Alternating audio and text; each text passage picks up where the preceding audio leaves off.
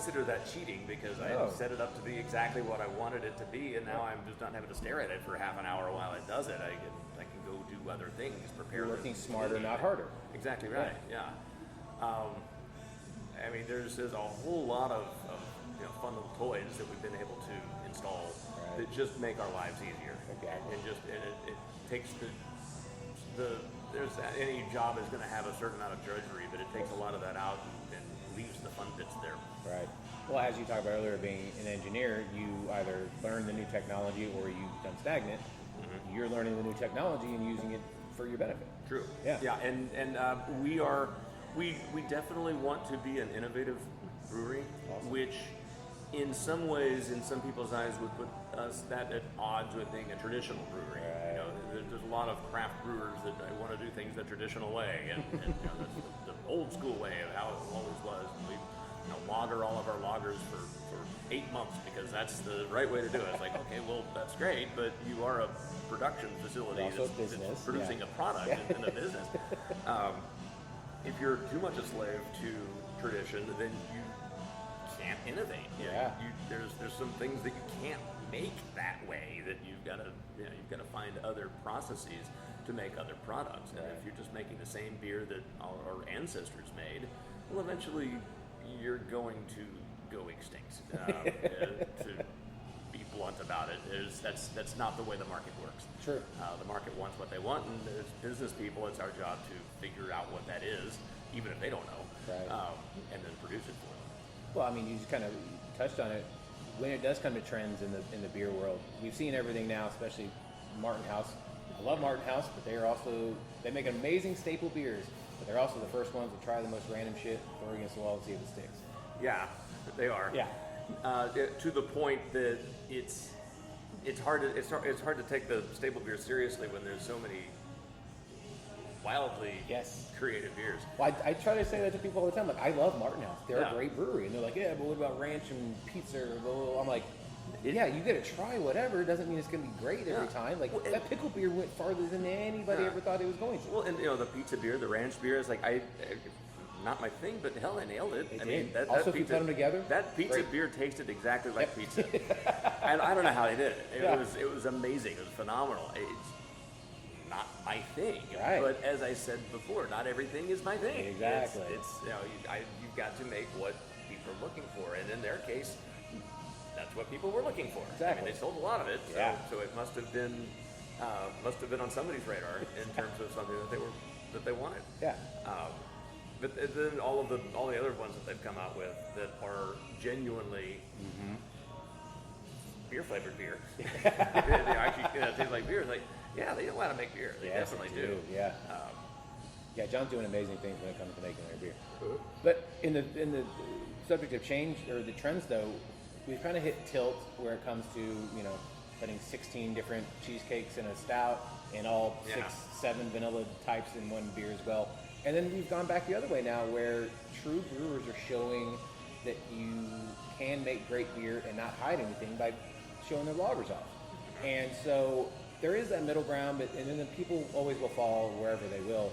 But when it comes to trends, you kind of touched on about how you kind of want to do it before they know what they want it in their mouth. Mm-hmm. How do you kind of see the landscape of how trends work, and then do you guys kind of do that, or just you have a lab, so you're trying to figure it out yourselves as well. Well, and one of the things that really helps here, because we do have as many taps as we do, and we have allocated certain taps for experimental taps and certain ones for, these are our fruit beers. Yeah. And tap number 2 will always have a fruit beer on it. Different fruit beers. Right. And so, one goes away, a new one comes in. It gives us a place to put that beer so that we can see how it does. And if you like fruit beers and you come here, just order tap number 2. It may be different the next time when you come, but if you liked it before, you'll probably like that tap. Yeah. The other part of it is there's no magic bullet in terms of figuring out what the next trend is going to be. If there was, if I knew that, I'd be a billionaire. Exactly. You've really just got to guess.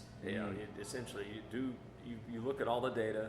You look at what people are talking about, what seems to be trending. You look at all the market research and the age demographics, and then you make your best guess. Yeah.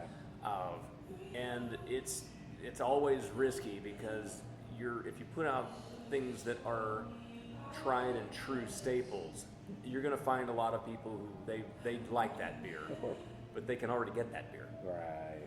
If you put out something that nobody's ever heard of before, a lot of people are going to be afraid to try it, or they're not going to be even looking for it because they don't know to look for it because they don't know it's a thing. So it's a matter of trying to figure out, how do I make something that is approachable to those people that already know what they want or think they know what they want, but also different enough that people who are into trying new things will want to try it because they'll recognize it as not just being the same old thing they can always get. Right. There's a line in there somewhere that it's just different enough. Yes. I don't know what that is, but that's why we have a research department. We actually do try a lot of different flavors in a lot of different base style beers. That's where you begin it. Right. Okay, I know how to make a beer. I know what flavors are. Well, what goes well together, and you just start combining things. And when you hit on something like let's push that one. Yeah. Let's see where that one goes, and then you start developing recipes and coming up with something that might work as a flavor. And then you make it, and you put it in the tasting room, and you see if people react to it. Right. And you can usually tell pretty quickly if it's got legs or not. But you never know where that next inspiration is going to come from. You never know which beer is going to be the one that just runs away and takes you to the top. Yeah. It's never the one you think it is. Of course. Mark House initially, the Salty Lady, they said that, no, we did not expect that one to be our number one. Then it did, and then Pickle happened after that. Yeah, same story with Revolver. Yeah, they didn't think Blood and Honey was going to be the one. No, High Brass was the one they thought was going to be their big beer because it was a beer-flavored beer that tasted like beer. Yeah. And, who doesn't want that? Well, it turns out, actually, rather a lot of people Everybody were else looking for in the something that didn't want that. But I think the story I heard anyway is someone gave Grant a whole bunch of honey and said, "Hey, here's some honey. Do amazing things with it." And he came up with the idea of mixing blood oranges into the mix and coming up with a orange honey ale, which he called Blood and Honey, which is probably one of the best beer names in the history of beer. It's like a really killer name, and it just took off. It did. But as I heard the story anyway, that was intended to be kind of a one and done. They weren't really planning on making that again. And they were making something like 70 or 80% of their production was that at the time that they got bought out. I imagine. The first time they got that, Yeah, first time I got it. Well, I mean, and now it's been around for so long that people are like, oh, it's not the same recipe, and like, no, it's the same recipe. That fight's going on forever. Yeah, well, I'm certain that it's not the same. I almost guarantee it's not the same. But also, is it really new anymore? I mean, it's true. You get it like everywhere. Yeah. Who in the DFW area that is paid any attention to beer isn't aware of Blood and Honey and hasn't had it?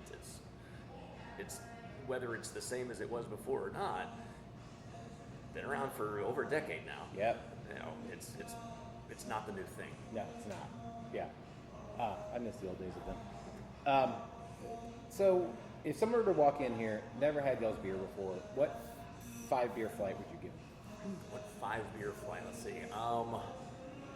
I would definitely want them to have our 2 flagship IPAs.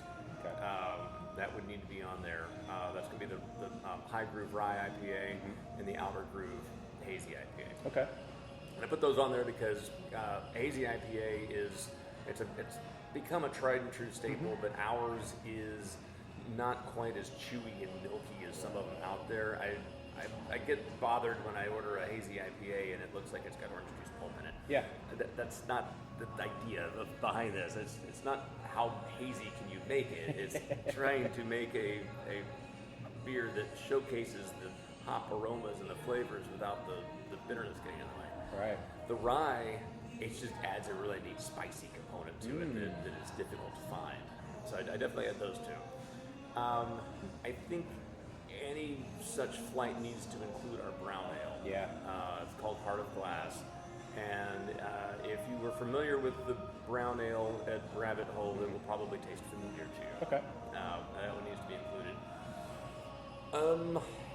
And here's where I kind of need to know the person that I'm talking to. There's the other aspect of that. Yeah, the other aspect of, okay, do I go into the more experimental beers, or do I go into some of the more tried and true styles? Because we've got a really great Helles on that is deserving if you're into beer flavored beer. And right now, Abaddon is probably pretty high up there for me anyway. It's a Belgian Golden Strong, right? Like a light Belgian. But on the other hand, if you're less into beer, the classic beers, and want to start playing around some, I'd probably go with our Milkshake IPA. Okay. It's called Orange Dreams, and I'd have to put in the Tropic Groove. Okay. Tropic Groove is it's gaining a lot of attention right now. It's a hazy IPA made with coconut. Oh, that's and nice. So it's like it tastes like you're sitting on the beach. Yeah. And neither of those really strike me as beer. Right. They are beer, of course, but they've got enough flavor to appeal to people who maybe aren't accustomed to beer flavored beer, and they're looking for a beverage that they can approach that's approachable to them. Yeah. So that's probably the direction that I'd go with what we've currently got on tap right now. Nice. Now, this one's going to be hard for you. Top 3 favorite beers you've ever made, whether it be Rabbit Hole, here, combination of both. Let's see.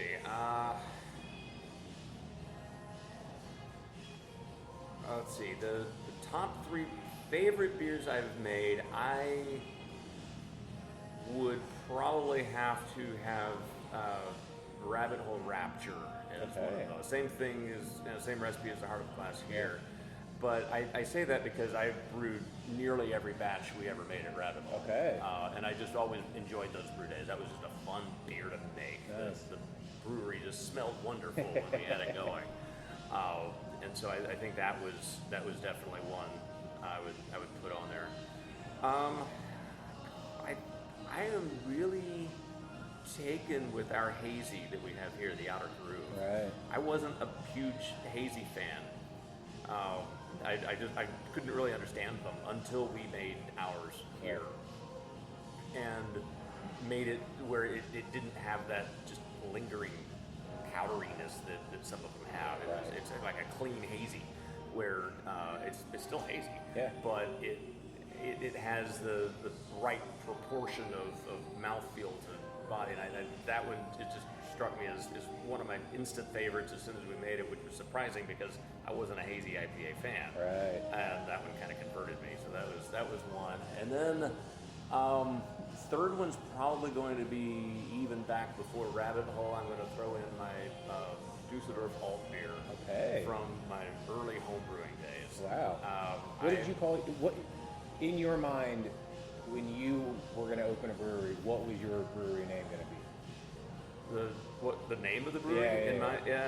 Well, my homebrew brewery was called Big Cypress Brewing. Okay, there we go. Yeah. And so that was kind of what I had envisioned in my brain is what it would be called. I didn't have another name for it. Of course, yeah.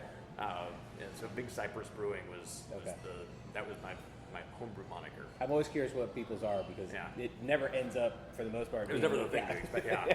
We went through a zillion names trying to come up with Rabbit Hole. Yeah. And that was in 2012. We were doing that. And then we tried to name this place. We went through easily 300 different names. Whoa. And any of them that were worth pursuing had already been taken. I mean, it's just gotten impossible to name things anymore. True. So we ended up naming it after the street we're on. Yeah.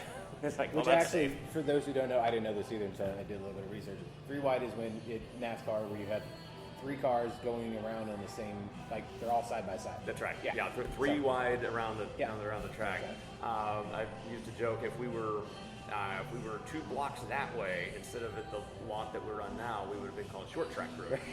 Which is not bad. Yeah, it would have been a good name Yeah, it's too. a good name, yeah. But all the roads around here are named after racing terms. Yeah. What we didn't want to do is be pigeonholed into we're a racing brewery. Right. Which you guys are. I mean, I didn't bring it up, but you guys are right by Texas Motor Speedway. Yeah, which I imagine you guys are getting nice traffic. I walk out the patio and look east, and it's right there. You can see it.